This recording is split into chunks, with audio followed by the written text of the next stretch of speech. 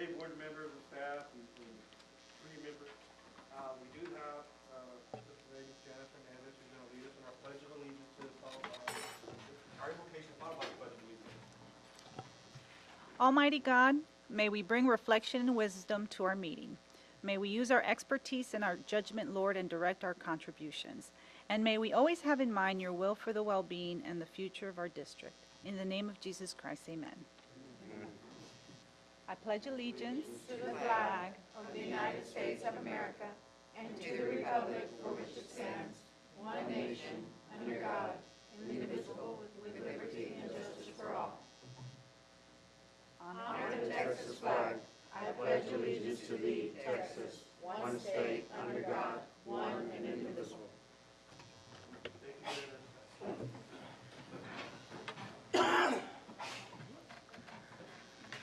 All right, the next thing on the agenda is, I better put my light glasses on.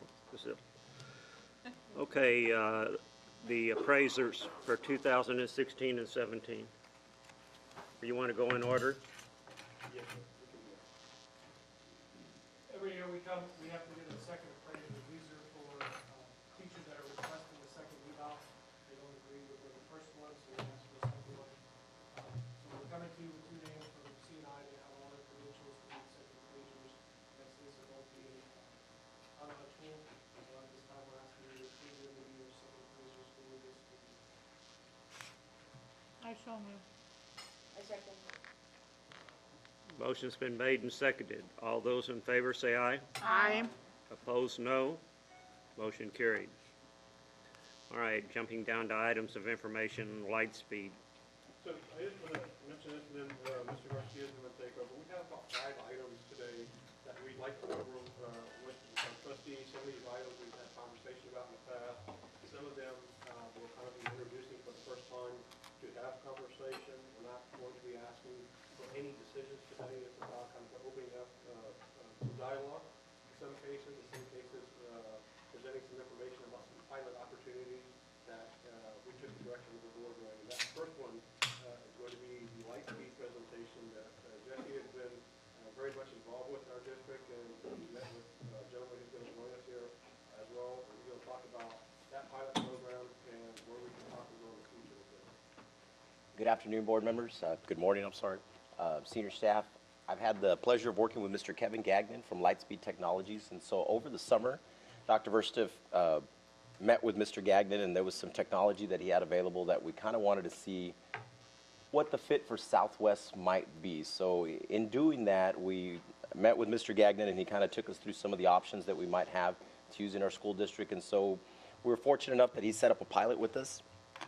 And so just so you know a little bit about Lightspeed Technologies, and I'm going to let him speak in just a minute, and he can tell you more, but essentially it provides a way for the audible sound in the classroom to be uniform throughout. And so a lot of times what you'll hear is wherever the teacher is standing is where the majority of the volume in that classroom stands. And although we ask a lot of our teachers to teach with proximity and to move around, to be around those students, when you have kids working in groups, when you have kids kind of parted into 2 sections of the classroom, that can sometimes be a challenge. And so we've got a short video in a little bit for you to watch, and he's got some more information to share with you.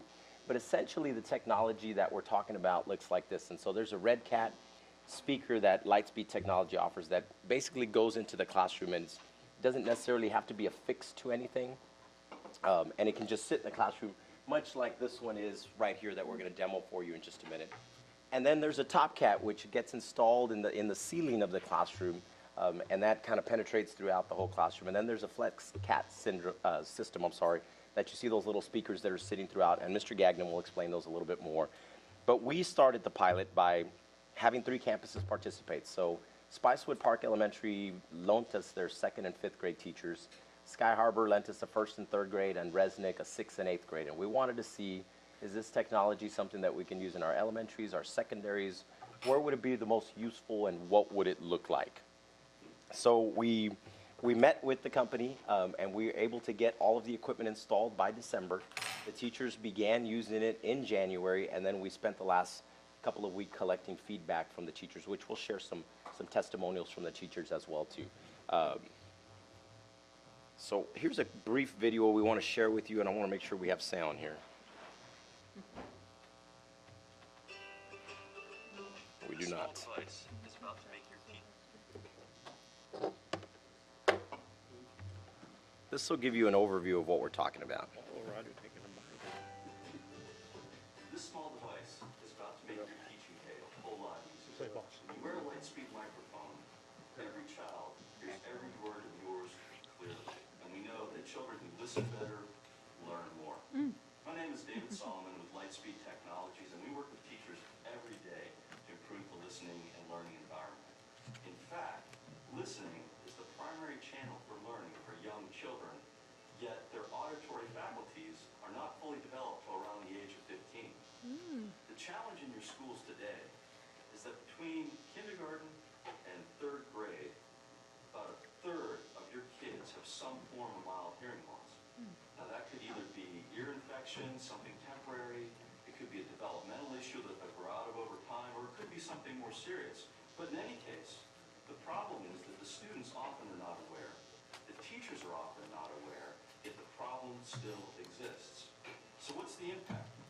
Well, out of these kids with mild hearing loss, about 70% has some academic deficiency by the time they get to 6th grade. The result is deficiencies in some of the basic building blocks of learning. Language acquisition and word recognition are lost. The science of sound tells us there are some speech patterns that are difficult to reject no matter how hard we work at making it louder. So, for example, if I were to use vowels like A, E, I, O, U, I can project them very well. I can use a teacher voice, I can carry that across the classroom. But what about softer consonants like no matter how hard I work, I can't make those louder. And when you look at a classroom with HVAC, computer fans, groups of kids working, chairs scratching the floor, there's a lot of noise for the teacher to project over, and those soft consonants disappear and information is lost. So no matter how loud we try to talk, we can make it audible, but we can't make it more intelligent. Problems with loudness versus intelligibility are not limited to children with mild hearing loss. Young children and English language learners also struggle with language acquisition associated with the lack of intelligibility. Now, you may not notice this because as adults, we have a large library of information, and we can draw on that information to put things together so we have an understanding of what someone's saying. So for example, let's say you're at a conference, there's a speaker, they're not wearing a microphone. You can't hear everything they say, but that's okay. You can fill in the missing blanks, and you can walk away knowing what they were talking about. For young listeners, this isn't the case. They don't have that library, and much of the information that you try to communicate to them is lost. And just making it louder doesn't make it any better. Children need to hear 100% of the spoken word to get all the information. Studies show when students are not engaged with the teacher's voice, on-task time goes down. And what may appear to be an attention problem could be a hearing problem. Teachers who use a Lightspeed mic throughout the day report less redirection, increases in classroom productivity, and fewer special education referrals. When a teacher struggles to be heard, it's not just the students that suffer. 18% of teachers in the U.S. suffer from some form of vocal strain, and many of those teachers try to work through it. It causes fatigue, illness, and in some cases, long-term damage to the vocal cords. With a Lightspeed microphone, you can save your voice. You can speak in a natural tone, and you can be sure that your students will hear every word. Your Lightspeed audio system provides exceptional voice clarity, even distribution of sound throughout the room. And the microphone is lightweight. Many teachers forget they're even wearing it. We want to be an important part of your classroom every day. If you ever have a problem with your mic or any other part of the system, please call us. Our phone number is on the back of the microphone. And when you call, someone will help you immediately. Someone who cares and someone knows how to take care of your problem. At Lightspeed, we believe in your mission and we're here to serve you. All right, I'm going to let Mr. Gagnon kind of demonstrate what that technology in the classroom looks like. Go ahead, Kevin. So I want to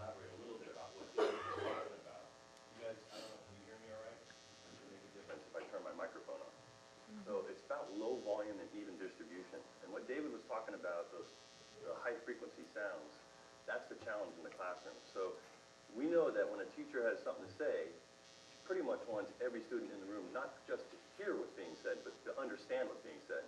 In order to do that, we got to get the high frequency sounds, which are really nothing more than the soft consonant sounds,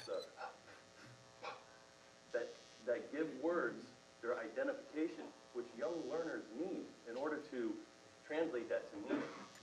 So those high frequency sounds without the microphone,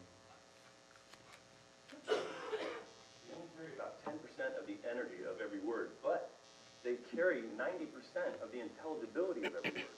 So we know that it's important to get that through the room. We know that teachers are walking through the room, their backs go to the backs of the students at some point. This is what it sounds like for students. They're struggling and struggling. They want to hear. They want to be engaged, and the only way to do it is to make sure they're hearing every sound of every word. As David mentioned, if they miss one sound of a word in a sentence, they could be sitting in the middle of the room going, did he just say house or mouse? What did he say? And they're thinking about it while I'm still talking. 15 sentences later, that little head pops up like, it was house. Oh my gosh, where are we now? Now that student's disengaged, and that happens frequently in the classrooms. So that's, David covered a lot of the science. I just wanted to elaborate a little bit on that. The other thing we're doing, we piloted this. The nice thing about this system is we used to do radio frequency back in the 90s. Lightspeed's been doing this since 1990. And what happened was there was a lot of crossover, a lot of interference going on. So we developed infrared, and it used to be light. You were transmitting your voice via light. And it was finding a sensor, and it was going down to the receiver and putting it out to the speakers. In recent years, we saw a trend happening, new teaching models coming out, which forced us to really think, how do we facilitate these new models? So we came out with this new technology we call Access. It's a DEC technology. This microphone is paired to this system, and it's paired to these pods that you guys have around your desk. So I could have tens of thousands of these near each other, and they're not going to cross over, bleed over, or anything. So that's the nice thing about it. So what we evaluated was the speaker itself. What they put in the classrooms are the ones that go up in the ceiling. This is our portable. You can take it outside. You can get it with a battery. My thought on that is not the greatest thing outside because it's about low volume, even distribution. It's not a squawk box or megaphone. I put some information on your desk. If you look at the last page on that thick folder, something David didn't talk about. This is about the technology of the flat panel speaker. If you look at the speaker on the wall over there, that whole panel, that whole front side of it, that is the speaker. A cone speaker, which is what you guys have up here, what happens with a cone speaker is it's that little tweeter in the middle that distributes the high frequency sounds. The problem is it's so small, it just beams straight ahead. It doesn't spread out. So we thought, well, we need to get the intelligibility of speech out there. How do we do that? So we started developing the flat panel technology. And what it does is we have exciters on the back of this panel, and it's really no thicker than a piece of cardboard. And what it does, they vibrate the whole board, and it sends out all the frequencies together at every angle. So 180 degrees all the way around the room. So that's that technology. Well, what did we do about these new teaching models I was talking about? You know, teachers are now breaking their classrooms up into small groups. Well, how does a teacher, once they break their class into 5 or 6 groups, and I'm over here working with this group, how do I know what's going on with group 4? What are they talking about? Unless I walk over there. And what happens when I walk over there? They stop, even if they're on task, of all things, they stop, and they report out. So with the pods, what we did is we now have an earbud, and I have a remote. And I can click around the room. I'll get my first guinea pig. And you guys, I could have it muted, and you don't know that I'm listening to you. You guys hear me? Yeah, and I could have it muted, and I could be listening. And what I gained from that is some insight that teachers have never had before. What are my students really thinking? What are they knowing? Are they collaborating? Who's collaborating? You know what? I always thought it was Johnny in group 4 that knew everything. Because every time I walked up, he would tell me everything they were talking about. But now that I'm on the other side of the room listening to group 4, I'm finding out it's Susie. Susie's a smart one. Johnny doesn't know nothing. He's just copying and telling me. That's invaluable information. So the insight with these pods is, I have curriculum people that are going, oh my gosh, this is the holy grail. This is, you know, because they're really doing a lot of small groups. You guys are moving in that direction. The nice thing is what we're talking about today is starting with just sound field reinforcement, the whole classroom, like I'm doing right now. These systems are all scalable. A year, 2 years, 3 years from now, if you have certain teachers that are really doing a lot of small groups and they need to facilitate it, it can be added on.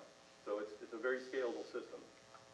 So, yeah, you guys, any questions out of this stuff? It's amazing. It's 30 years of research that proves when you add classroom amplification, sound field reinforcement, academic scores just automatically go up because students are engaged. The genesis of it was we used to have these little desktop ones for students that had IEPs, and it would sit on the desk here, a little speaker, and what we found was not only that student, but every student seated around that student, their test scores started going up.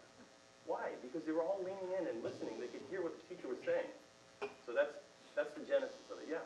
Can you, again, go speak in the corner without it on and then with it on? Yeah, you bet. So if I'm over here talking, I'll calm down because I get excited when I start talking. So this is my normal conversational tone, and I'll keep talking. And teachers tell us to know that they can now have more energy because they're not having to project their voice. They're not having to yell. They're just having a conversation. I mean, imagine having a conversation with 25 students. You're not projecting. Teachers have more energy at the end of the day.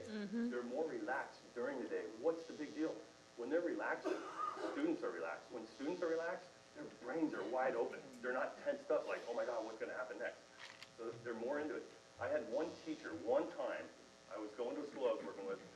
I was walking across the playground to go talk to the principal. This teacher comes running across the playground up to me. She goes, I love it, I love it. I'm like, okay, that's great. I'm glad you love it. She goes, you don't understand. I'm like, well, explain it to me. She goes, I'm getting 20 minutes of instruction time every day. And I'm like, what, 20 minutes?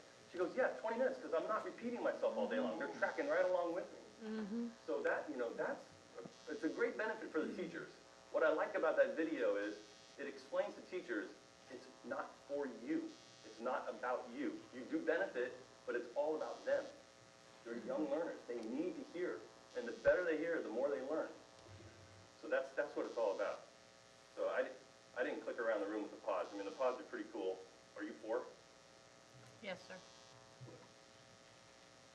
So now you and I, we could have a conversation without interrupting the rest of the class. Good. So you're using that you have on yourself and then that? Okay, so I want you to repeat Not that when I this. point to you. Okay, so you're using the hardware that you have on and then that? Not, I know you're using this right now, Yeah, but so- before you were just using that and, okay, So now I have class in small groups. right. And I want you to share. So if you bring the pod close to you and talk into it, go ahead. Pick up the pod and talk into it. Shy Susie, she never raised her hand in class. She never talked. I had that problem, but okay. Yeah. Well, you're not Susie. But she never speaks in class, but I hear her leading her group. So I go, Susie, can you just say that again to the whole class? Well, she's not going to stand up. She's probably going to duck down behind all the other heads of the group. Right. So when she pops into the pod, it comes out of there. So say something. It was a very enjoyable wedding this weekend that we went to. Wow.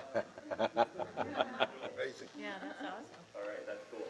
Thank you. Let me show you guys, we have a testimonial from one of the teachers that we asked to kind of try this out for us, to pilot the equipment. Miss Signs over at Spicewood Park Elementary is in this video, and she actually had the FlexCat with the pods in her classroom, and she's going to tell you a little bit about what that experience was like. When they turned this What did she keep calling the microphone? Just so everybody right? It But came you have out to turn it on. clear. It came Speaker. She kept calling it a speaker, yes. But it is a microphone. It's microphone, yes, sorry. She was nervous. She was nervous. It was her first time on video.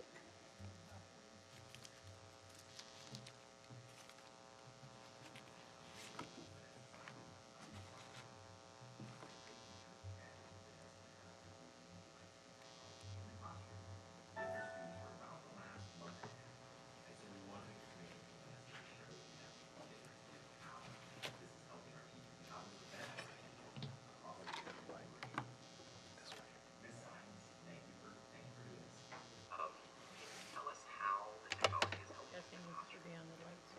Wait, Yeah, this has to be plugged into the mic. that's right. Sorry. This is the way it normally is in the classroom. This is how it normally is in the class. What? My bad.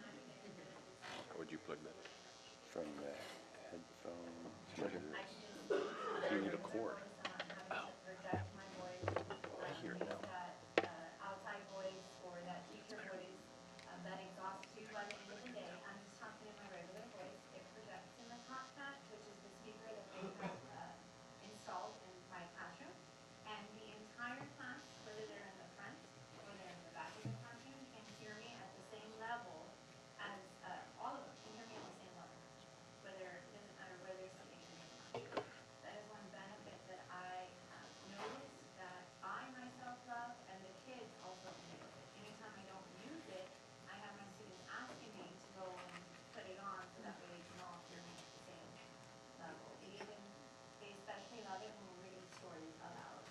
Okay, so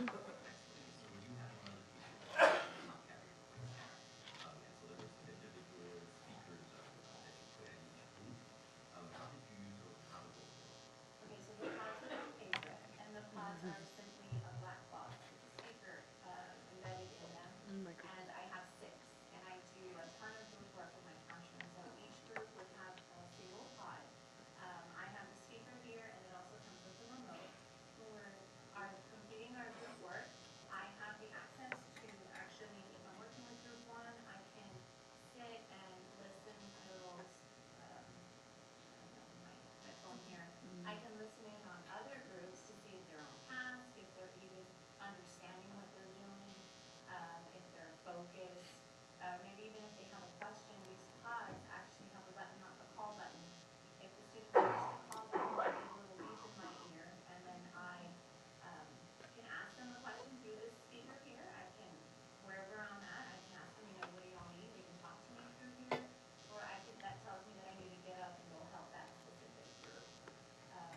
Another benefit from the pods are when we're reading out loud. I know all the students love to read.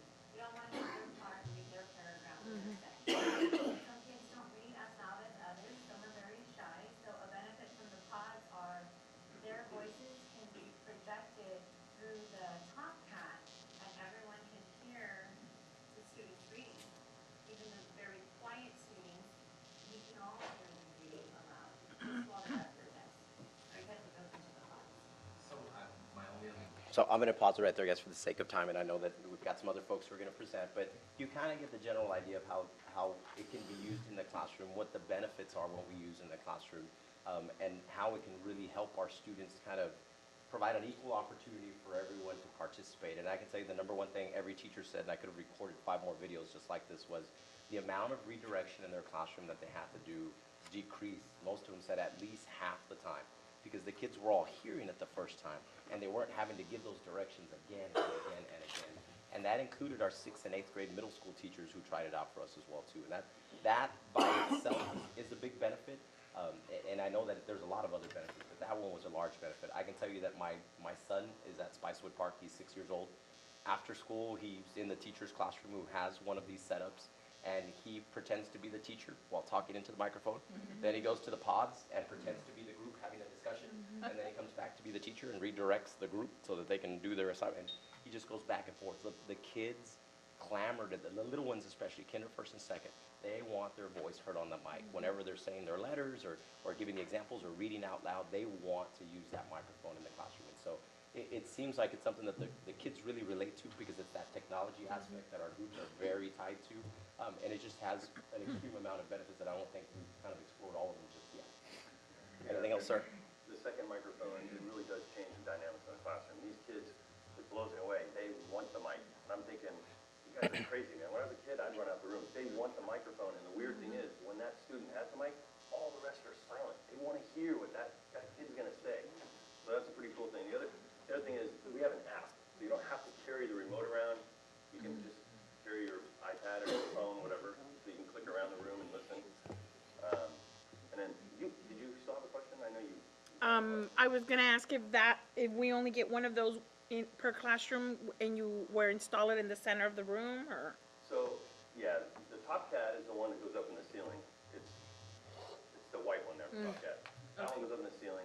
That's like the flagship. It sounds awesome. It has a subwoofer on it, so if you are playing media, it's got a real rich, full sound. The flat panel, it sounds really good with media, but it just doesn't have the booming bass because it's about speech intelligibility. The Red Cat is awesome in like portables. Ceilings are a lot lower. Okay. So you don't really, if it's below 9 feet, if I can touch it, I don't put it in the ceiling, because we need that volume to spread the sound up. So the Red Cat works beautifully in portables and in areas where you don't want to install, or you can't install. And so I worked with Mr. Gagnon just to kind of give us a preliminary idea of where we'd be. But if we went through all of our classrooms and looked at the classrooms that we'd be equipping with all this, and it would be about 1,000 classrooms, we'd be somewhere in the range of about 1.3 million. Now that is just either the the Red Cat or the Top Cat system. That's not adding the pods just yet to it. But again, it's scalable, and so if later on we wanted to come back and add those things, we could do that. It's something that we could start with our elementaries and then phase in our middle and our high school. And so we have some options. We just wanted to provide you with some information as to what that might look like, especially as we're coming to the end of the pilot with them and we're going to have to return some equipment. We just wanted to make sure that you guys were aware of what the results of this pilot for us look like. Jesse, 1,000 classrooms, that includes elementary, middle school, and high school? Elementary, middle, and high school, yes. Any room that we basically use for instruction would be outfitted with the equipment. Well, Northeast just finished doing all of it, Correct. They did every classroom across the board. They got just under 4,000 rooms. Well, they were doing it for a number of years slowly, but the last, over 2,500 rooms was last summer. And they put them all in. They got that through their bond. And they went and wanted it in every room. And they had been using it for several years and loved it. Just real quick, something we didn't touch on is that this ties into all the media in the classroom, anything with sound. There's 4 inputs on the back. It sits anywhere you want, on your desk or wherever. You're going to usually plug in your laptop or your computer. But the other thing is it has 2 outputs on it. The media connector has 2 outputs on it. One would be used for students who have personal FM systems. They come in, they usually hand the teacher a microphone. The teacher can plug that microphone into the media connector at their desk and just keep wearing this mic. It'll transmit directly to that student's ear, personal FM. The other output can be used for if you're doing any lesson capture and you want to, record a lesson. And it's nice because it's as clear as this. It's not like a microphone across the room and you hear all the extra noise while the teacher's talking. It's this clear. So there's some great things to the media connector that we were talking about comes with it. So our goal, the objective today is really to bring additional information, tell you about the pilot we've done, and there's been really great testimonial. I know with Jesse, the number of classrooms, and you can see it in person. It's pretty awesome to see. It doesn't matter where you are, it's not the same thing. Someone who's struggling here, tell you're in a different environment when you're in those classrooms, and the teachers are acting different. We're going to do some further cost analysis in the future. We don't have time today to get there. We're going to show you the big picture. We're looking at most likely bringing a recommendation on a multi-year plan where we can fit some things in the budget next year. We already have a budget that's pretty tight. So we may be having conversations if we have some leftover funds anywhere in some of the fund balance items that we scheduled or SFE that we may have remaining that we would allocate over to you. But we'll know more about how we can make this happen, how we can phase it in. And what I'm thinking about is we would do to a certain threshold, and principals who want to get beyond and get the boxes for the different type of environments in class will be able to do that through their budget during the school year little by little. So we'll present that information in the future. I want to thank Jesse's really been diligent in getting the information, piloting this program, Kevin. Pretty phenomenal presentation. Our senior staff is here. So we have the information. It's just a matter of how we make it work in our district now. I have a question. I would be interested in any information that you have research about what ages and what grade levels are impacted the most by this, so that if we have to decide who's going to go first, maybe we can do it in, with the groups that are most impacted. I'd say elementary is where you want to start. They're so new, especially K-3, whether they're ELL or just students, that grew up here, they're so new to our language, they really need to hear clearly what is being said. And within elementary, what grades? I'd start with K-3 if you were just going to start with a group. Makes sense. And especially with our literacy initiative that we're doing through Right. CNI, that would be the group Absolutely. that we would target. Okay. Well, you said that over time, we begin to fill in the blanks as we get older and we hear more. That's correct. And so where they really need it is in the very young years, Big time. so that they can begin to hear the words and fill in the blanks quicker, so to speak, as they get older. Can I get one of these for my wife? She does. So that you can listen better? He needs one so he can listen better. She doesn't hear what I say. She doesn't hear what I say, Yeah, David said in the video that the hearing is developing all the way up to age 16. That and the fact that they don't have that database, that library, and the mastery of the language that we have and life experiences, they don't have the cues to pull from.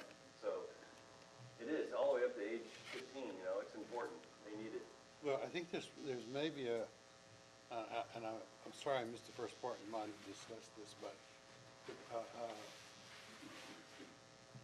there's certainly a relationship between a child who has language difficulties, speaking difficulties, because they don't hear well. Both ESL, but just regular kids can't, I mean English-speaking kids. Right.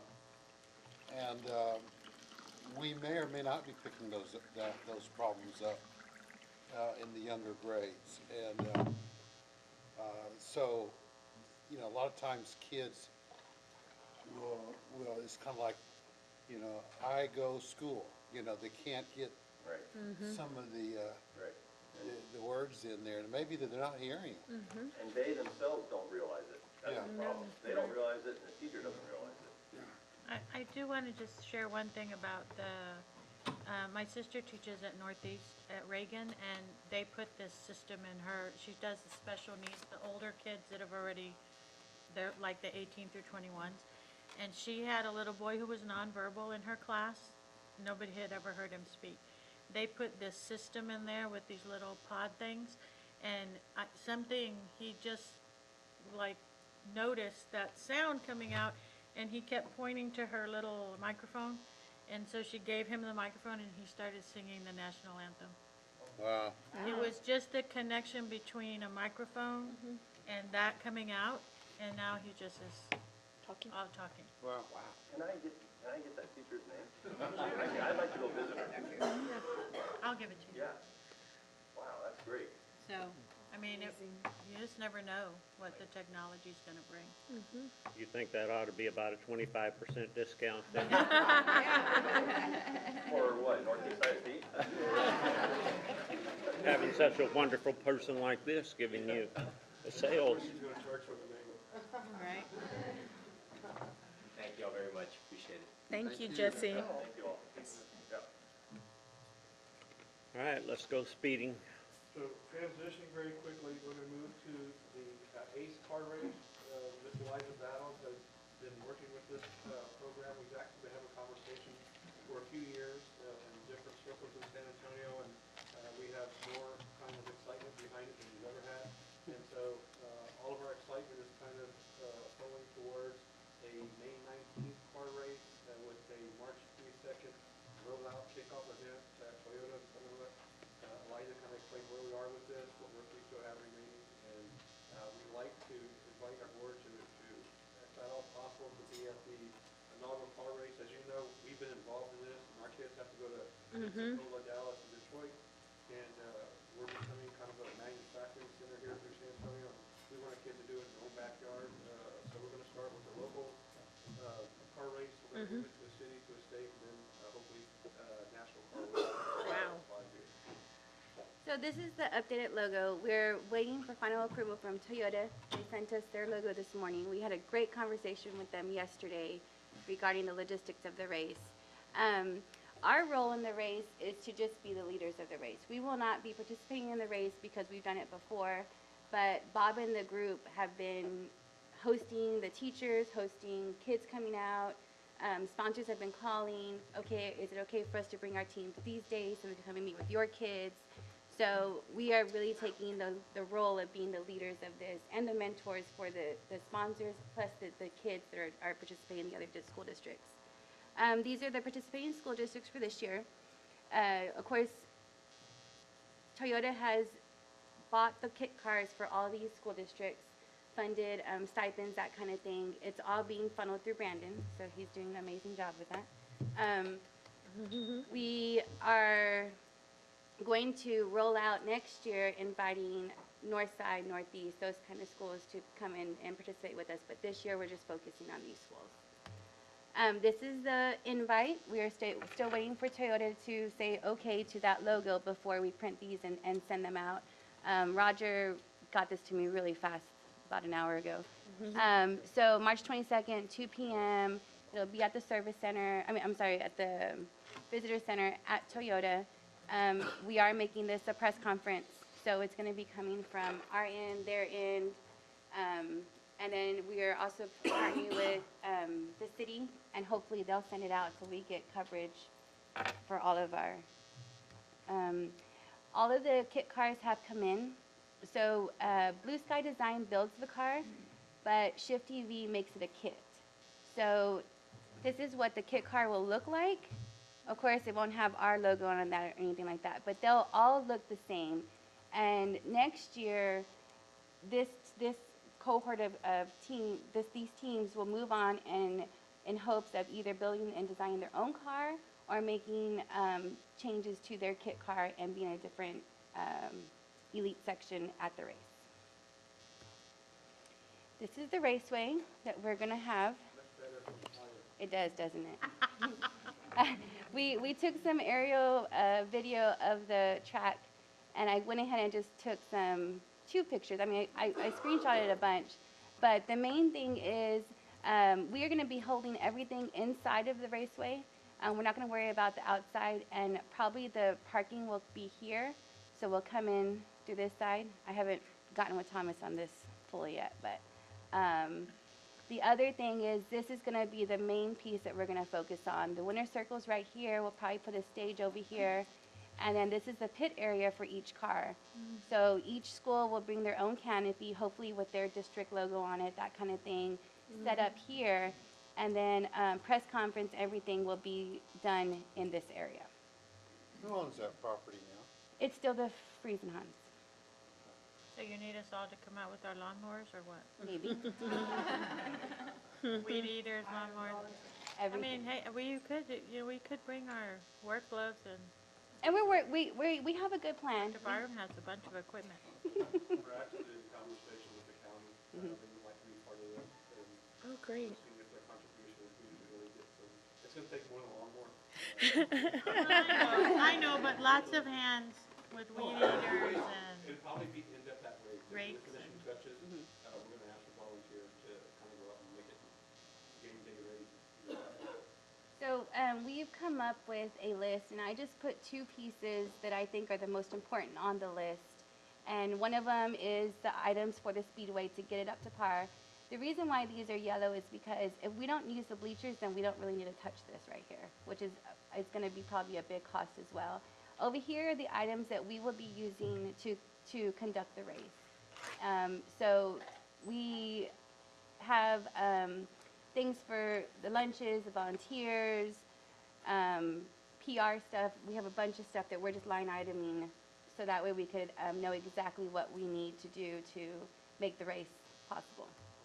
And then, of course, these are our sponsors that we have currently, and we're still working with CPS and the city and the county that we hope to add to this. Electricity on site, so we're working with CPS, wanted to try to see if they have some apparatus that we can use that provide electricity out there in the day. We would have to bring in some restroom facilities that are unavailable on the site. So, but we have a plan for all these things, and they're gonna have to come together within 9 weeks. But I think the main thing is really preparing the track, which seems to be gonna be a pretty ball glass of water, but I think it can be done. And I think once we put up some banners and put some light around it, that it can serve. The idea moving forward is long-term conversation with the county to potentially purchase that as kind of a laboratory for all the ISDs to do these types of events in the future. And so we think that once we get some excitement around there, that'll be more of a received conversation than just bringing it up right now. when y'all look into getting the bathrooms, could y'all get the better ones that are like on a trailer? I did. Oh, good, because those porta I potties. did. And they're going to have water and electricity in them. And Good, awesome. we got this. Any other questions for me on that? Absolutely. Can you pass this to that man from Lightspeed? That's my sister's name. All right, Rosemont Apartments.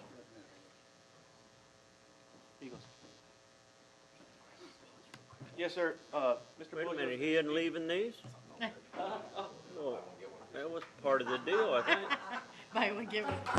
As we prepare for Legacy and looking at our transportation needs next year, we are looking at our potential routes or lack thereof routes that we can look at as moving forward to make sure that whatever we do and we plan for helps with the impact of adding the routes that we are with Legacy.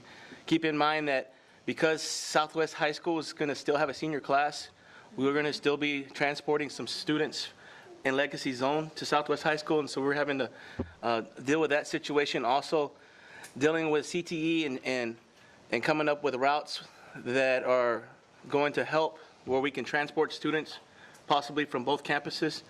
We're looking at different ways to mitigate and help with those routes. And so Mr. Boggio's going to talk to you about an area that we feel that fits within our zone in our 2-mile area. And I'll let him go on with that. Thank you, sir. This concerns the Rosemont Apartments, 6200 Pearsall Road. The proposal is to cease transporting those students from that residence down to McAuliffe Middle School. The rationale behind that is that we had transportation because it was considered a hazardous zone. There was no continuous sidewalk from the residence to the school. Hence, children walking along an unprotected highway median there was not a good deal. So that has been corrected in the last year and a half, about a year and a half ago. We are trying to do this primarily, as Mr. Chris was saying, to husband our resources. We have that bus services the Rosemonts as well as the Five Palms area. Taking those students off, which impacts 36 students currently, some coming in from the Medio Creek, some coming from Sky Harbor Elementary, and the remainder being McAuliffe kids presently in school, would take half the load off that bus and allow them to absorb some more of the increasing numbers that we see from year to year in the Five Palms area. There's concerns because of the busing that we have right now. We have more busing going to the Esperanza Apartments. Those, every day, we are subjecting more and more buses in there. We're having to start now to put more. We had one bus servicing those guys, now we've got two. So we've got to start looking at where we're putting our resources. The Esperanza and the housing complex behind that will eat up, has eaten up one bus and now will eat up a second bus. We also have the Freedom Hills area that will come online before we know it, and we're also going to have to move students there. This has been a past practice of the district. When we have an area that ceases to be a hazardous zone area, we notify the community members that are impacted via the schools, and they send out notifications. In past, we've generally done this probably towards the latter part of the year, May timeframe. We want to get a jump on this to give the folks ample time to be prepared to make whatever things they have to do to transport their kids. We've done this in the Scobie area. When we have the Wolf Creek area and some of those subdivisions went in there, we did that. Yes, it met with some resistance because, again, when you have something and you take it away, it upsets people. But this is comparable to the distance walking there. We have approximately a 1.8 mile walking distance from the gate of the Pearsall home to the main entrance of McAuliffe Middle School. Very comparable, 1.8, 1.85 from the Wolf Creek area. The furthest reaches, kids have to walk up in the Scobie area. So it is equitable. I have a question, Mr. Yes, Boggio. ma'am. When you, if they're coming from those apartments, there's that gas station that's in the corner. Yes. So the sidewalk is continuous, but they still have to get across those big driveways. Yes, ma'am. Correct. And that gas station's real busy in the mornings. There's cars coming in and out, so they have to negotiate that. I think 2 driveways, one on Oh, you got the Pearsall and one on McDonald's. the Yeah, you access. have the McDonald's, Correct. yeah, and you have the gas station, correct. No. They're not There's going no they- there's crosswalks going across Pearsall. They don't have to cross any roads. They have to cross some driveways with some potential high traffic areas like the McDonald's and we currently have students that walk that. I mean, they do walk that. I mean, not everybody takes the bus. Well, yeah. What happened to the railroad business of coming in from the backside? That I have no knowledge of that. I mean, I've heard it's spoken about, but nothing to my knowledge has been investigated on Years that. ago, we looked to maybe buying a lot there to make that work. I don't know what this has been 10, 12 years Yeah. ago, whatever it is, but Yeah, they had, I don't know whether anybody's looked into it since then or not. Backside of McCullough? Side of the apartments? Yeah, walking in, So there's a way to, that old railroad that used to be there, you can walk right down the railroad and come in behind McCullough. It's the railroad right away, and it's still there, there's a big, where the tracks were. And so it's still there, but we have to look. we have heard some things, but they hadn't really done nothing, and we can still look into it and see what they're doing, because, Well, I mean, that would be safer than going the other direction. correct. I know we spent some time looking at it before, and I can't Yeah. tell you why we stopped or not. At one time, we were gonna put a sidewalk there where they took off the track and then it come into the back. I don't know what became of it. How many students are coming from the apartments? There'll be a total of 36 as we have them currently, based on our current records. it's also an equity issue. I mean, we basically do this in other places. So I think we did a study a few years back. If we were to go ahead and bus everyone within the 2-mile radius, so it's like somewhere in the new Yes, sir. dollars annually you have to pick them up with. And so it's basically keeping in pace with our current practice, what we're doing in other places, and not trying to create an inequity. I know in the Sun Valley area, we don't do it, but that's because of the Walmart and that huge crossing street that we Right. continue to bus our I was students. gonna say, we have made exceptions for particularly dangerous situations. So I'm not questioning, I get that. I'm just wondering if it's not a little bit more dangerous than your typical, Well, that's a good point. because that corner is on the access road of 410, it's high traffic, and it's two very large driveways. Correct. And when we I look, just want us to think about that. we will, and when we look at it, when we looked at the Sun Valley situation, is we're talking, K through 5th graders, where McCullough is a little bit older. Right. And so we're taking that into account, but also, we can look more into it and just kind of see, and maybe sit out. Because we have kids walk after school, that area, they go over to the store, they go to McDonald's, and then they keep walking They down. keep going. Now they have access, which they didn't have before. Before it was. Can they go behind the gas station? Yes. Is there a way to do or is there without them trespassing or getting into trouble or anything like that? During my decade at McCullough as an administrator, we Frowned upon. discouraged leaving further back because of activities that would take place. Okay. It seems fine. No, she's talking about the back of the parking lot. Yeah. Yeah, oh yeah, we can do that. She's I'm talking trying to about going talk behind the railroad. McDonald's. No, The parking lot. behind the actual, so that they're not having to Yeah. do that corner.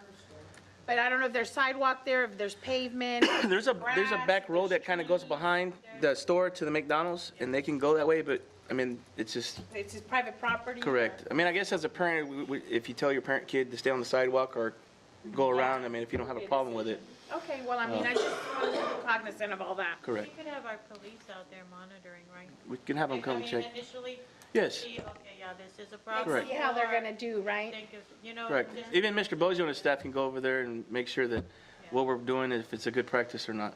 Yeah. What about hiring like a crossing guard?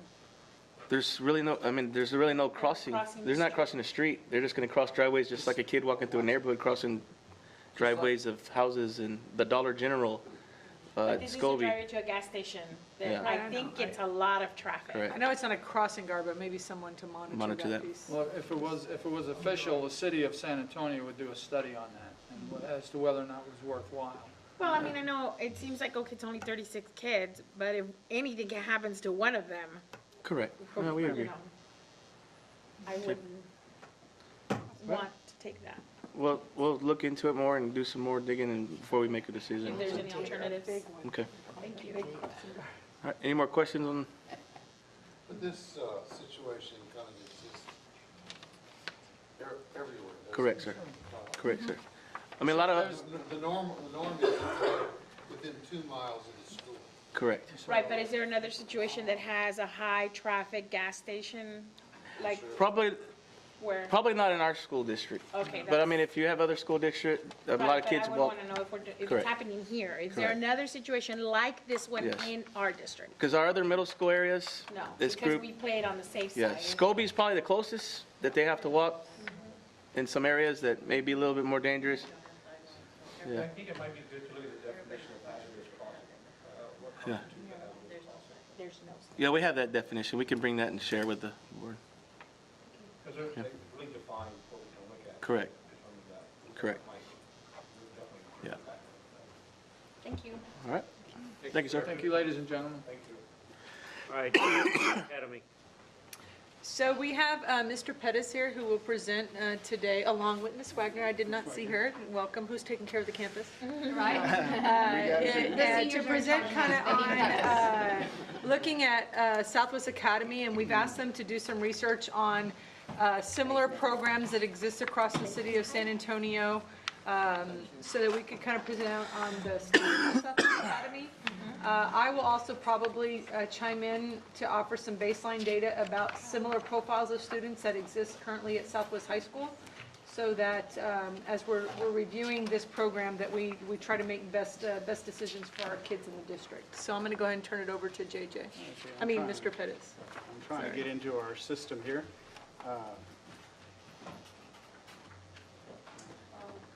Is that your computer or? No, this is a different computer. I'm not sure who.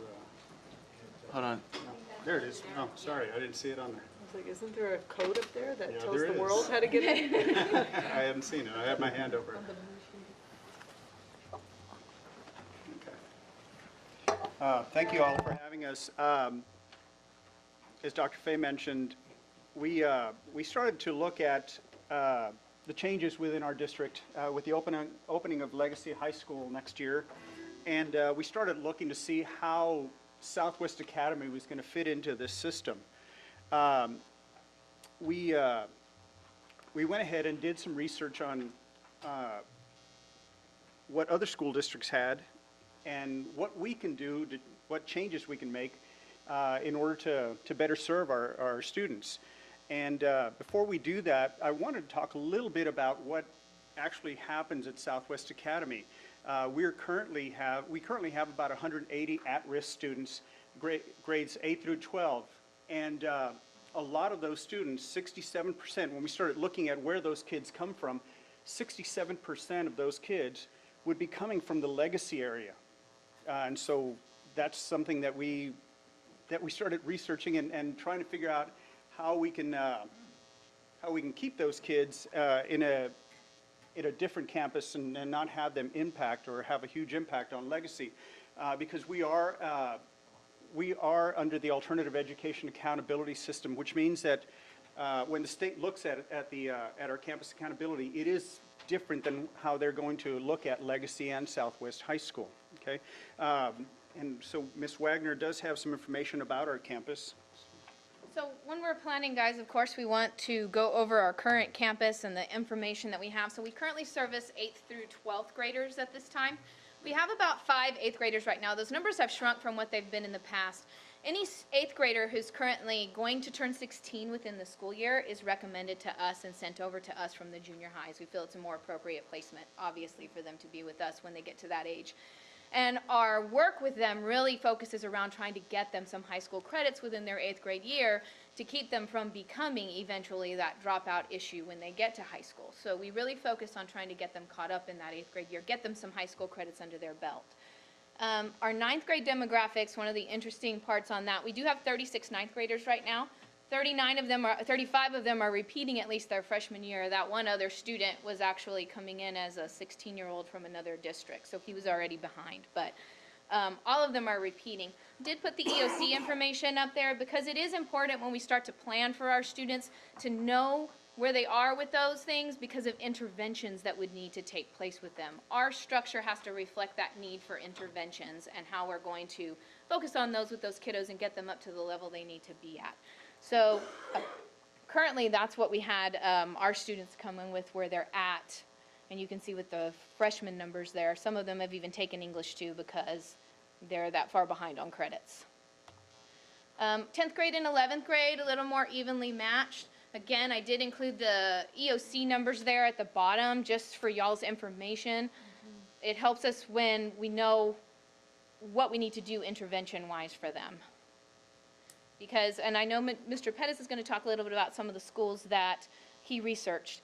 A lot of the ones who just go Edgenuity, who go straight computer, they have requirements for those schools before they ever get into them. They had to have passed all their EOCs, they have to have these things in place. We don't have those requirements for those students. We feel it's more necessary to help those ones that are struggling get those interventions for them so we can look at graduation for them. And then our 12th graders, we currently have 40. 10 are in their 5th year of high school. We have 20, actually that number is now 26. So in the last couple of weeks, we graduated 6 more. So we actually have 26 graduates for this school year up to this point. And then I did include the EOC information. You'll notice it's a lot smaller for this group. But I know we do have 3 tax students still holding on there that we're trying to get out the door. So that's what we look like currently. 90% of our campus is identified at risk. We do have a few who are not identified. The majority of those students, what you will notice that when they aren't identified at risk, the reason that they end up at our campus, a lot of them are on a 504 plan. That's not necessarily identified in your at-risk categories because they've been identified with some kind of an emotional disorder that does not allow them to be in that bigger campus. And not that it doesn't allow them to, they're not comfortable there, they don't want to be there. They're your kids that end up going homeschool when you don't have that smaller environment for them. And they do well. They don't necessarily need as much of the intervention and the support from us in that realm, but they do much better on the smaller campus than they do in the larger environment. Okay. And then I just did a summary of the special populations that we currently have. Okay.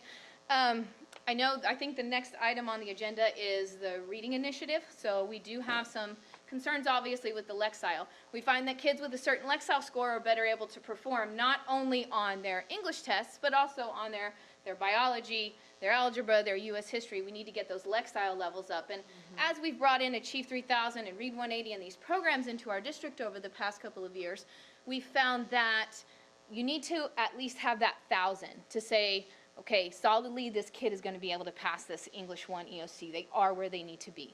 So at the beginning of the year, we Lexile every single one of our students to find out where they're at. And you'll notice where they started up there. So our average was 920 as a campus. Our average Lexile score was a 920. 28 students scored below a 700, which means they're reading below 4th grade level and they're at the high school at this time. 40 students scored between a 700 to 900, so they're almost there, but we got a little more work to do with them. About 19 were 900 to 1,000, and about 55 were above 1,000, and that was at the beginning of the year. So what that constitutes essentially is 87 students of our 180 were not at a level considered high enough to perform satisfactorily on any English 1 or English 2 EOC, and that's, I'm sorry. I'm sorry to interrupt you, but No, go ahead. I was getting behind. And I was getting caught up on a Lexile. Yes. Or a Lexile score. I'm not sure what that is. Okay, so let's go back a little bit. Sorry. So when we give them a Lexile score, that determines basically their... Standardized test. No, it's more of a, they put words into sentences, it tests your vocabulary level, and it's a combined score that we get. So, It actually tells you, it's kind of like a reading level. In the past, we've talked about they read on grade 1 reading level, and this is more associated with career fields and their ability to perform well at the next level. So a student that reads at a 1300 Lexile is actually ready to go to college, and they're prepared to read that kind of text. Okay. Whereas a student coming into the 9th grade center, if they have a 700, that's not necessarily associated with a 7th grade reading level. It's associated with their ability to read text at different levels. So we're kind of removing ourselves from talking about on-grade level pieces, although Lexiles, ranges of Lexiles are affiliated with, these are not affiliated with those grade levels, but it is indicating that, and we used to get this data back on tax, and that now it's coming back with STAR, but it tells us our kids' ability to read on grade level text within a certain range, if that makes sense. Did I explain that? Is it like a comprehension piece? Is it their ability to Yes. comprehend? Multiple pieces of it. Right, it's not just Right, and the reading. follow-up to this is gonna be a literacy piece that we're talking about today, but Yeah. that kind of in a nutshell is. Do all and kids take this? Yes, actually 100% of Southwest ISD kids now have a Lexile score. Whereas that is not the case at other districts, because we used to be dependent on state assessments to get that data back under tax. That no longer comes back on STAR at every grade level. So we are 100% Everybody. K through 12 now has a Lexile, so we Okay, know. thank what you, we're I'm sorry to disturb. no, that's good. That's a good question. So with our kiddos and their Lexile levels, we do utilize the Read 180 program. They also use Achieve 3000 at the high school and other areas. We did opt for the Read 180 on ours. They do get 90 minutes, and I'm going to touch on that here in just a minute, what we do as far as the reading interventions for those kiddos. But of course, our goal is to get them up, their Lexile levels up, for two purposes, so that they pass their test, but also so that we graduate them as functioning citizens of our society. So that is our goal with any of our kiddos. You'll notice our middle of the year Lexile average was 1340. So that's a combination of two things. We did have our Lexiles from our beginning students jump quite a bit. I wouldn't say it is actually that high. That's a pretty good number. But we had several kiddos coming over from the high school who maybe are falling behind at this point and aren't going to quite make the mark. And so it is a little bit higher. But definitely in the range of about 100 Lexile points is a notable jump that we make per semester for each kid. So currently we do work on a block schedule. That allows for a couple of things. We take 4 classes in the fall and 4 classes in the spring. Very different from the high school structure where you take your 7 classes all year. So what that does a lot for our students who are behind, and I gave the example up there, for our kiddos who maybe fall behind, they don't get any credits their freshman year. That allows us to utilize the classroom for some of those struggling areas, math, science, those things. They can take those freshman classes in the fall, we can get them into sophomore classes by the spring, and then they're back on where they should be, or at least very, very close to where they should be. And the core classes, what we have found in our 6 years of existence, is that our students respond much better to doing those things in a classroom. The Edgenuity can be very effective, especially with electives and things we need to move them through quicker. And our students with those higher Lexile scores do well on Edgenuity. But our students who are struggling with their Lexile, who are the lower level, very much struggle when it comes to Edgenuity and very much struggle when it comes to your math, your English, your science on that computer. They do much better in the classroom with the teacher. So we've also found that our block schedule structure allows the teachers to schedule pull-out interventions within the school day. We do it a lot at lunch. It allows for them to work with them during lunch because we have a hard time getting our kiddos in after school. They have jobs, they have other obligations, and that's part of the reason they're with us. And it's very difficult to do that with them, and so we can get those interventions done for EOC within the school day. And it allows for that more intense Read 180. As I said, we use the Read 180. High school uses Achieve 3000. That 90 minutes is the recommended interval every day to do that. Block scheduling allows that 90-minute interval to take place. So that's really, in a nutshell, why we've opted for that block schedule with our kiddos. And then our Edgenuity labs, we do use that a lot for, like I said, some of our core and our upper level students with that higher Lexile level, they do very well on Edgenuity. And we try to get a lot of the electives and things out as well on the Edgenuity. It helps them to move through it quicker as long as we're monitoring them and staying with them and working with them on it. Okay. Student schedules, we do have what we call OFSDP, Optional Flexible School Day Program. That does help, especially with our students who maybe they have a full-time job, maybe they're doing something during the week that doesn't allow them to come to school. We have 14, and actually it's up to 17 now, so we actually have several more that have joined onto that, but they come in and out a lot. They're on their own schedule. We do require them to come in 10 hours a week, so we can monitor them, but they can work from home on that with Edgenuity.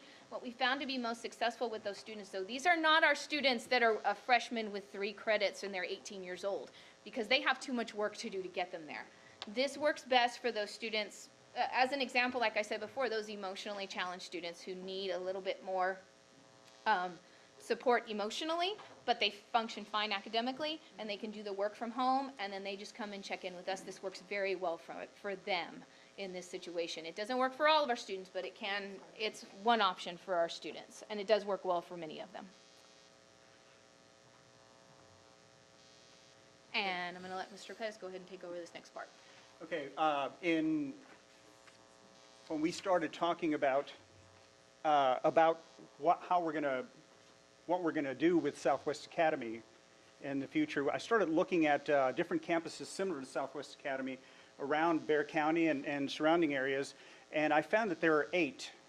One at NISD, at Northside, Northeast, at Harlandale, at SAISD, at New Braunfels, at Judson, Comal, and Church-Cibolo.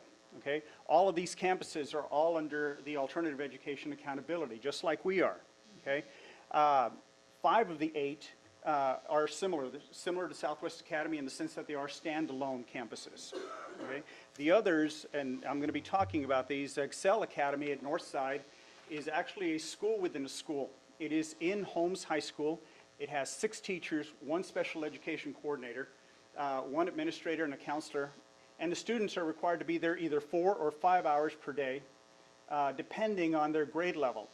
Work is done independently via GradPoint, which is their online curriculum, and students, in order to get there, must be 17 years old, have 17 credits, and have passed all their EOC exams, which, heck, if I could do that, I'd take those guys all day, every day, because we get them across the line pretty quick. Excel Academy also, students who qualify for free and reduced lunch, they eat at Holmes High School. There is no transportation provided for them. Students graduate under the foundation plan, which is a 22 credit plan, but some do graduate with recommended or the distinguished plan, which is 26 credits, and they have to meet certain criteria with regards to AP and honors courses. And if they are going to graduate recommended or distinguished, they have to take care of those requirements prior to enrolling at Chavez Excel. Also, students at that campus do not participate in any of the UIL activities or any other activities at Holmes High School. Okay? Student graduation ceremonies are held twice a year, and students who transfer from any other Northside ISD school may receive a diploma with their home high school's name. So for example, if a student from Warren transfers to Excel and completes with Excel, their diploma could say Warren High School. In PEAMS and what's reported to the state, they are graduates of Excel Academy, but their diploma can have the name of whatever their home school is. Okay? Comal Academy is different. Comal Academy has Comal ISD has 3 high schools, 3 comprehensive high schools, and what they do is they have satellite campuses.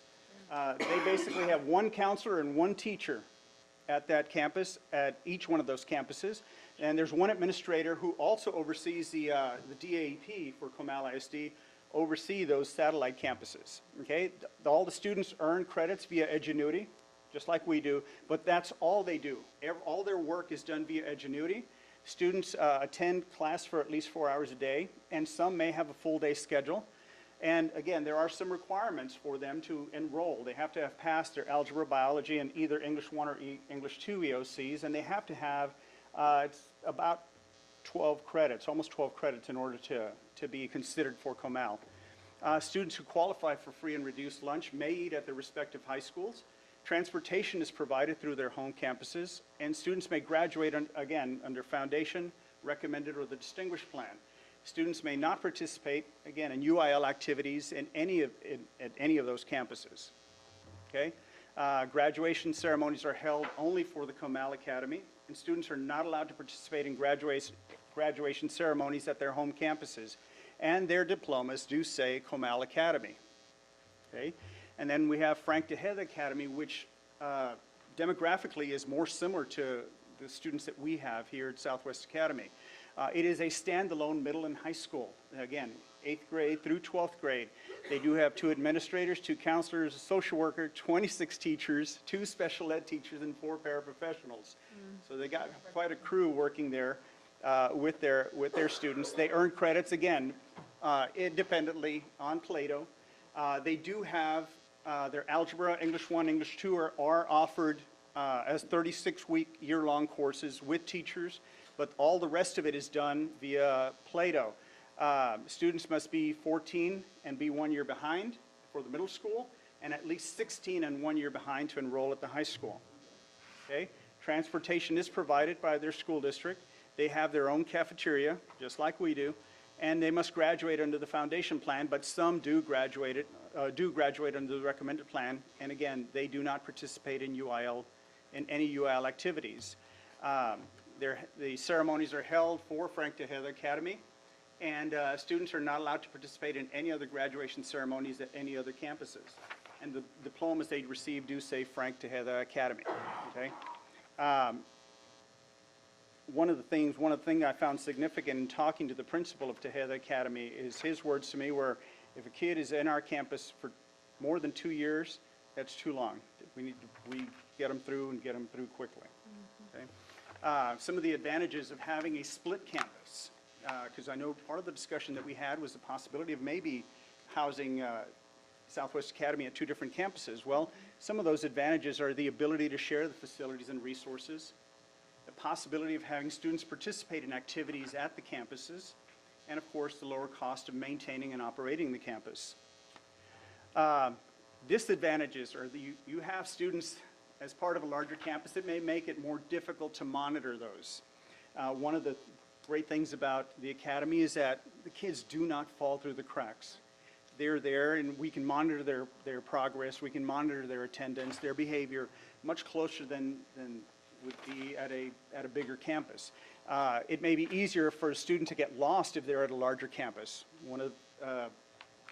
I know there are not a lot of places to hide at the academy, but there sure are at the high school. And there are a lot of places that they can go. It may be more difficult to separate academy students from other home campus students. And this is something that I need to, something that's difficult, but I do need to mention this. Our students range in age from 15 to 23. I have a 23, 22, 21-year-olds. And also have students with prior offenses, some serious offenses. And when we get them at the academy, we can monitor those kids a whole lot easier than we can at a bigger campus. And that's one of the concerns. Do we want a 23 or 22-year-old sitting next to a 14-year-old? Big concern, at least for me it is. And many of the academy students find it difficult to be in a larger environment. Okay? I know our time is up here, but there is some information. We decided to do a survey and get some student input regarding what the students feel and what the parents feel about the academy, and these are some of their results.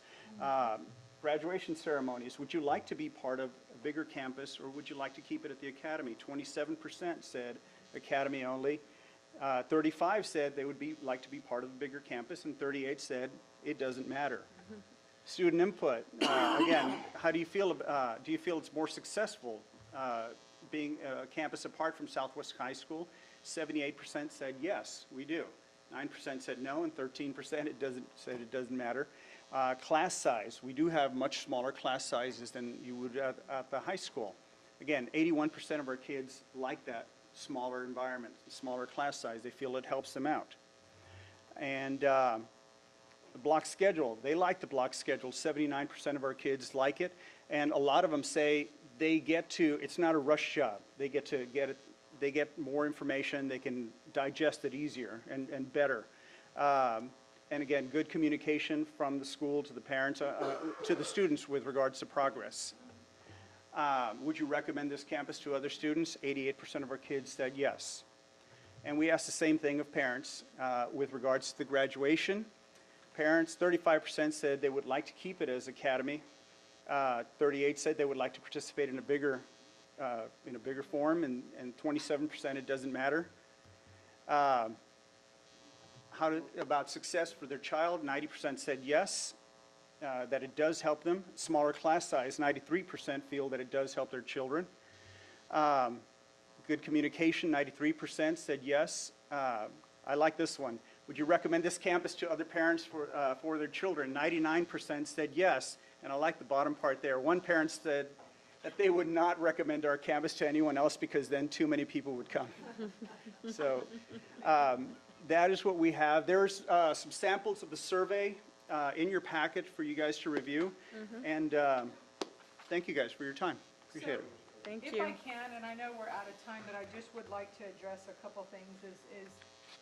I lived at the high school and the high school principal chair for quite a few years, and certainly support the idea behind the Southwest Academy and what it can do for kids. But I wanted to keep in mind that there are probably as many, if not more, kids that sit at Southwest High School that have the same profile. And I pulled the data on that, and so I'm going to share that with you a little bit today, is that we have 503 students who sit at Southwest High School currently that have the exact same profile of a student that goes to Southwest Academy. the cost that we spend per pupil on the Southwest Academy is roughly about $9,840. The cost that we spend on Southwest High School students, and consequently Legacy High School when we move them, is about $6,195. So the cost it's pretty substantial. And one of the things that I think we need to remember is that Southwest High School's grad rate has improved over 3.5 percentage points since 2012. And they're dealing with mass numbers of kids who fit the same profile of the type of student that goes to Southwest Academy. And so one of the things that we wanted to do is investigate what will be best options for our kids as we look to expand and create smaller campuses, high school campuses, because that was one of the initial reasons why kids start falling through the cracks.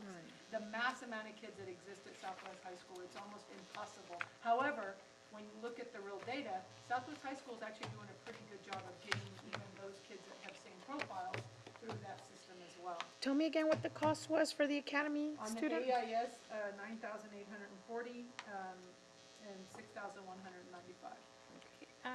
If I recall correctly, the reason we started looking into the academy idea, wasn't it because we had so many kids at the junior high that were like too old to be over there? So we decided we would have a better environment for them. So that is not addressed at the high school level, right? I mean, we can't send our 15-year-old eighth graders to Southwest High School, or can we? Because I mean, I know that we had that problem. So originally, when we first started a program at that location, it was called the OASIS program. Right. It was not Southwest Academy. No, okay? I know, but I'm just saying, we did it to address Over it. having 15-year-old eighth graders in with our 14-year-olds. And let me respond to that, because what we've been able to do over time, and you're exactly right, is that didn't start in middle school. That started because of the frequency of retention of the students' experience in elementary. Yes. And so we've been able to go back and kind of look at things and do interventions in 504 to get students so that we don't have that same type of environment today that we did when we started them. Okay. So we don't have those 17-year-old students sitting in the 8th grade, Okay. which is what we're talking about. At the number that we once did in our system, it's because we're looking at our students much earlier, they're getting interventions much earlier. We're in the RTI program, we have a literacy program that's supporting the students. So we see a lot more success matriculation from first grade all the way through, and they're not getting retained. You know, we did a study where we looked at students who were retained more than 2 times before they left the 6th grade. And then we took that information to our principals, and with the programs that we've been able to put in place, we're able to move students along. So one of the things is there's a need for that at one time, and we just have to really explore. At the end of the day, we're opening up a second high school with no new revenue coming in into our school district. So it's really mandating that we look at everything under a microscope. There's no doubt the benefit that we put together at one point in time for a group of students who need that. And so if we can deliver that in another means, and we have to surface that information so that we can have that conversation. So that's the whole intent of really looking at the success of the academy. Are there other programs out there doing it differently that maybe could be a cost savings that now we can move those funds over to Legacy High School that we're opening up in some capacity. So we're researching on every one. Mr. Pettis, what's the enrollment this year at Academy? It varies all the time. We're currently about 178, I believe. Wow. So 178 times 3,700. That's not to say it's not worth it, I'm just saying that's what you're. That should be in there. That's a really good way to look at it. Because you're really losing that because you're not getting that revenue from the state. So that's just extra money. But there's 16-year-old, some 16. Really? I'd be a little bit 12-year-old girl. We'll bring it back to that conversation. Today we're just trying to see. I tried to jump on it that way, but $650,000 is what we're spending. Wow. So we have one more item. I have to go. yes, sir. We have one more item. It says literacy. Smaller high schools. make a difference. I thought we already had literacy. Yeah. Well, no, I think Dr. Page going to kind of do 2000. Oh, we don't have literacy? Literacy initiative. So we're excited because Belia's here, thank you. Hello, good afternoon. But You we can get have a been rise out kind of it. of This is no fun anymore. embracing lots of conversations in our division about what is the literacy framework at Southwest ISD look like? Because the Lexile is kind of the end result of that, where we get our kids and what levels we get our kids to. But what we do with our students from pre-K all the way through 12th grade should be of big interest to us. And we have never really had a literacy framework, if you will, at Southwest ISD. And so Renee Munn, who is not here, she's actually on her way to a literacy conference right now with 2 other people. And Belia, who is involved with our ELL population, they have been working together with other staff members in the district on what should that look like, number one, and how do we get from point A to point Z, right? And so one of the things that I really harp on as a leader in the division is that we have to quit talking about our kids in pockets, is that Belia's kids, our LEP kids, are our kids. Our special education kids are our kids. They're not separate kids. And so what we have learned through the system and looking at what's happened with those special pops is that they all have a common denominator called they lack the ability to read. And so we have come together and joined forces with special ed and our multilanguage department and gen ed to kind of put some things together to have a real framework at Southwest ISD that we will be moving forward with in the next couple months. Yes, good afternoon, and thank you, Dr. Faye. So I'm just going to come around and pass out. This first slide here just kind of gives you a little bit of an explanation as to how we define literacy, and then especially for our dual language students, how we define biliteracy. So, Thank you. You're welcome. There is somewhat of a difference when we're talking about literacy approaches. Approaches when we're talking about general education students, when we're talking about dual language students participating in a particular type of program. So I'm not going to go over that with you, but you can read it for yourself. And so when Renee and I started talking about this, and we were actually working on the strategic plan and looking at our goals for the district for 2020, and when we started talking about how we were going to get there, we found that we had a lot of things in common. We had a lot of the same goals, and we wanted to achieve a lot of the same things with our students. So we basically want all our students to be literate, and we want to be able to fill in those gaps for them. It all goes in conjunction with what we've been talking about, their Lexile scores, and how we have students that are at the secondary level who are not reading on grade level or reading below grade level.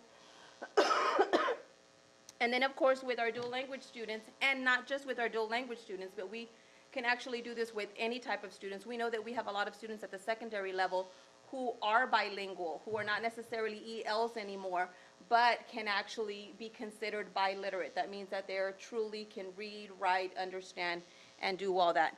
So that's just basic definition. So the plan that we came up with was a simultaneous literacy and biliteracy approach.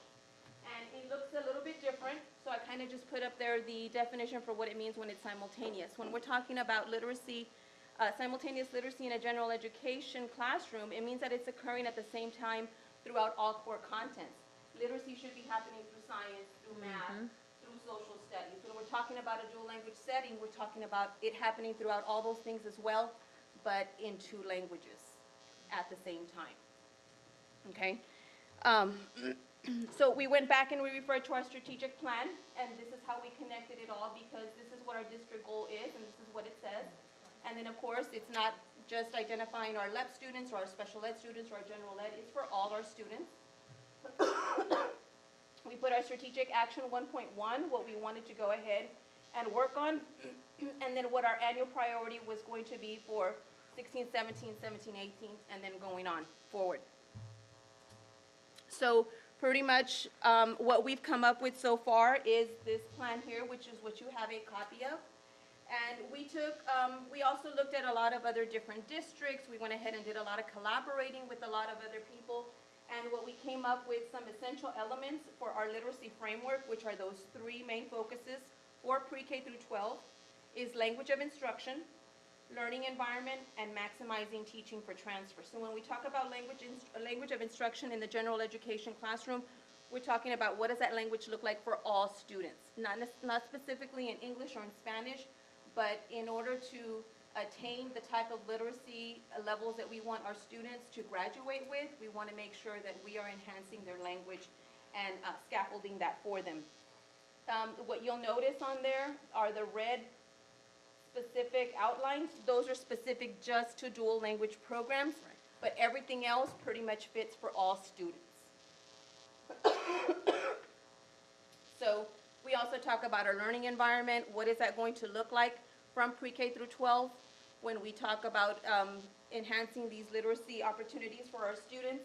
And then what is that maximizing teaching for transfer going to look like at the elementary level, middle school level, and secondary level? So those will be our next steps to making sure that we map that out and then that we plan for that as we're moving forward with our strategic planning and our goals.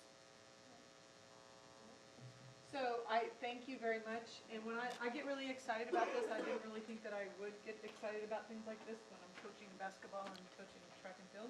But I think this is a big ticket item for our system moving forward, is that if we can approach it with, and engage our staff into a framework instead of just saying you have to differentiate instruction, you have to do small group, is that we're all doing those things in the framework of literacy.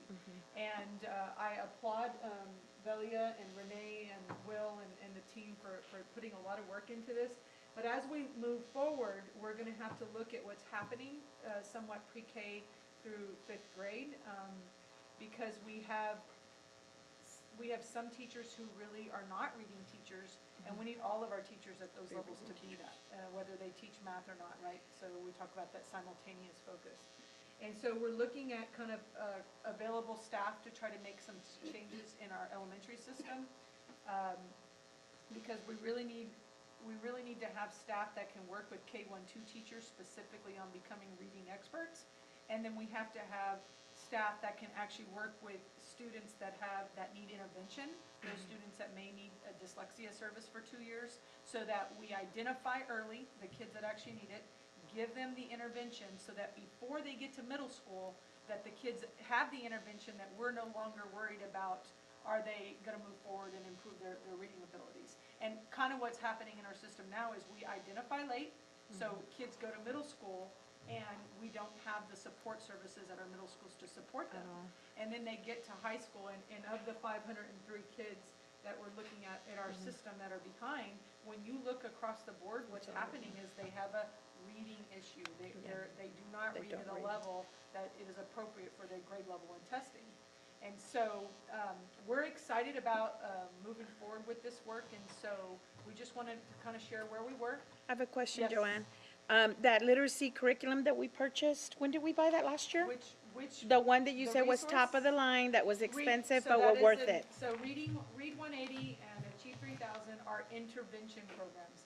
They I are thought we not- had purchased a program for Oh, our. Saxon Phonics. Yes, That's the a component. phonics, I'm sorry, yes. And it's interesting, when you look at ISIP data, that's kind of like the monthly check of where our kids are K through 5. Campuses that are really engaged in Saxon Phonics and using it well are really moving their kids forward. We even have campuses that maybe are not expert in using it, but even their kids are Better. moving forward. Yes. Yes. Yes, so Yes. if I can for just a minute, one of the things that we noticed in working with Renee is we made it a point through our program, especially in K through 2, for our specific English language development time within our dual language program, to make sure that teachers were using that Saxon Phonics during that time. And when we started looking at the data for these classrooms, we noticed that the students, how they were inverted from the beginning of the year to the end of the year, might have started out at, so many students at tier 3, and the data completely switched. Right. Where now we had more of our students on tier 1 in both languages. Okay. So it was surprising to see if the dual language students can do that in English and in Spanish, imagine just what it can do for our general ed students. So have we identified the campuses that are not on board? Yes, and they're getting there. Okay. And a lot of the issues were self-inflicted. I mean, Right. getting materials late, those, but we're way ahead of that curve right now. So we're seeing results, that's good. Yeah, and I think next year is just going to be a big year for us. Okay, great. How many Any questions? of those students in that 500 suffer from dyslexia? I didn't pull that data. I could give it to you. I could find that out. You know, I think that's a really great future presentation because what we've learned working with Neyman, who happens to be a really dyslexic expert, has really kind of revamped what's going on in our district, early identification, how to get those students interventions, and what happens to students along their trajectory, even after they're kind of done with the program, they always need support around them. Yes. And how you have someone on campus checking those students. So it would really be a really big presentation for us to do that in the near future. And just also to share, and I get really excited about it, so I apologize, is what currently is happening in our principals meetings is we're actually getting them to really kind of dig into students. We're taking case studies of groups of kids so that they can see the common denominators that exist of a ninth grade student or a 10th grade student who is in a situation where maybe they're an ELL, maybe they're a special ed, maybe they're a gen ed, but they're not passing state exams. And the common denominator last week in our principals meeting, and we're doing another one tomorrow with special education, was students in our EL program have reading problems in their own language. And so we have this deficiency in our system that we want to address, and I'm excited about the work because I think that this could change the world for our kids. Right. So. And so the ultimate goal is that, like Dr. Verstev did say, we do plan on bringing back the information as to how many of those students are dyslexic, how many of them are receiving dyslexia services, and also looking to see what our numbers are for students at the secondary level who are enrolled in reading support classes. Because with a literacy framework in place now and with identified goals and that scaffolding throughout the years, we should be able to see a decrease to where we don't have such long-term ELLs, to where we don't need so many reading support classes, and that we're actually able to exit students from the dyslexia program. And Because you're attacking it in the classroom. Yes. It's instead of outside the classroom. Got it. Good. Thank you. Thank you. Thank you for your time. That's it. Sir, one more thing has to be. We do have a few things. I figured. Want to remind the board about a special luncheon taking place this Thursday with the family. I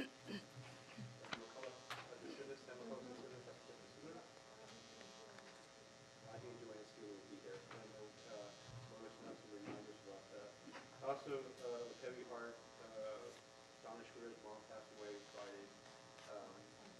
Sunday, the visitation will be tomorrow in Lavernia, and I think that Thursday is the funeral for St. Edward. And so I want to pour that information out so that you guys have it in case you send her a note or something.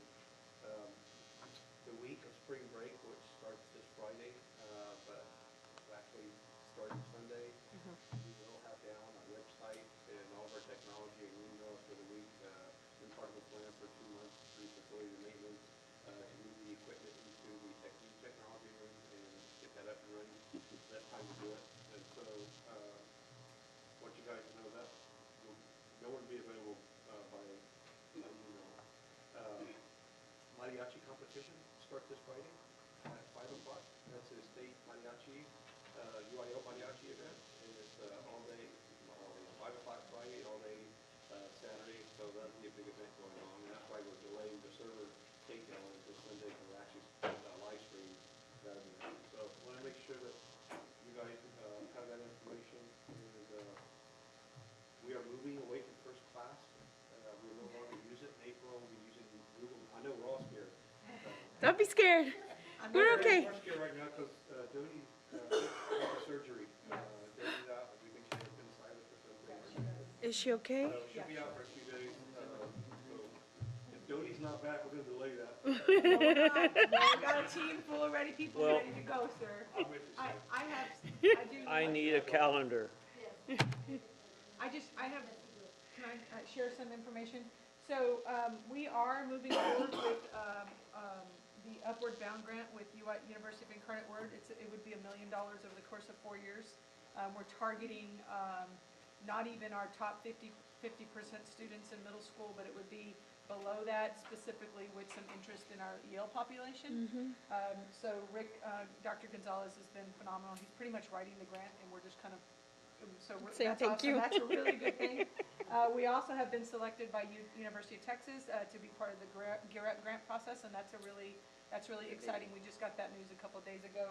And then we have Lori Vanderwall, who's actually working on about a $250,000 literacy grant to run over the summers through the San Antonio Education Foundation, through our Education Foundation. So I just wanted to kind of let y'all know all those things were out there in case y'all started hearing things about that. So we're Nice. excited about it.